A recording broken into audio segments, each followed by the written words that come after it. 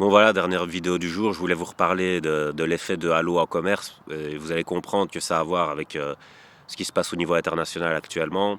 En fait, dans l'effet de halo en commerce, il faut mettre le prix en premier et essayer de le mettre le plus haut possible parce que ça va culpabiliser la personne de descendre le prix jusqu'à la valeur réelle. Donc c'est de la psychologie en fait, ça n'a rien à voir avec la valeur réelle des produits. Et c'est un rapport de force psychologique. Et c'est ce que je voulais vous expliquer. Moi, ça m'est déjà arrivé. J'étais allé dans une genre d'exposition où ils vendaient des trucs un peu partout. Et j'avais acheté des épices, je crois, ou quelque chose comme ça. Et en fait, la personne, je lui demande une telle quantité. J'étais avec une fille en plus à ce moment-là. Et elle a cramé aussi. Enfin, on en a parlé après. Enfin, on n'en rigolait pas. C'était un peu dégoûté. Mais voilà, on avait compris quoi.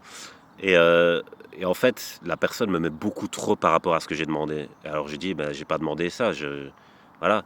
Donc la personne enlève, mais elle enlève qu'un petit peu. Et donc en fait, je devais lui demander plusieurs fois d'enlever. Donc c'est moi qui commençais à passer pour la mauvaise personne qui est dans le détail, qui en fait trop et tout, alors que la personne me donne pas ce que j'ai demandé au départ. Elle essaie de m'arnaquer. Donc en fait, j'ai pris plus que ce que j'avais demandé, donc j'ai payé plus. La personne m'a vendu en plus gros. En gros, c'est ça, si tu veux. Et c'est ce type d'arnaque dont je veux parler. Par exemple, tu veux vendre une paire de chaussettes.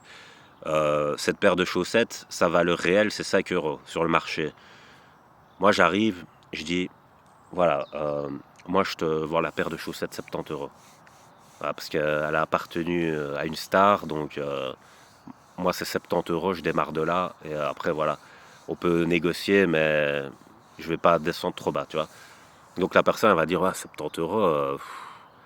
Tu vois, la personne, parce que tu fais l'effet de halo, donc tu crées une gravité psychologique, elle va pas dire ouais, bah non, moi je la prends 2 euros. Hein. L'autre, il va dire je viens de te dire 70, tu me dis 2 euros, on parle même pas ensemble, tu vois, vas-y, circule, tu vois, genre. Et, euh, et en fait, cet effet de halo là, il va faire que la plupart des gens qui n'y connaissent rien en commerce, ils vont faire ah, 70 euros, bah non, quand même, 55. 55, t'exagères, 70, j'avais dit que je démarrais de là, tu me parles de 55, 65. Ah non, pas 65, 60. Bon, allez, 60, c'est bon, à te juger, je te les vends. Et là, tu viens de gagner une paire de chaussettes sales pour 60 euros, mon gars, alors qu'elle coûtait 5 euros.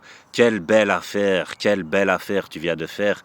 Parce que tu te dis, j'ai gagné au rapport de force. En fait, je lui ai fait baisser de 10 euros. Et t'as pas vu que son effet de halo littéralement te la foutait, où je pense, à un niveau que ça te sortait par ton œil, mon gars. Tu l'as pas vu, tu vois, parce que tu n'as pas fait attention à la valeur réelle de l'objet. C'est pour ça qu'il faut être objectif dans la vie. Il faut avoir des connaissances objectives pour pas se faire avoir par ce genre de halo, tu vois. Et allô, t'as pas de cheveux, t'as pas de shampoing, tu vois. Voilà, une phrase devenue mythique. Et donc, c'est ce qui se passe à l'international.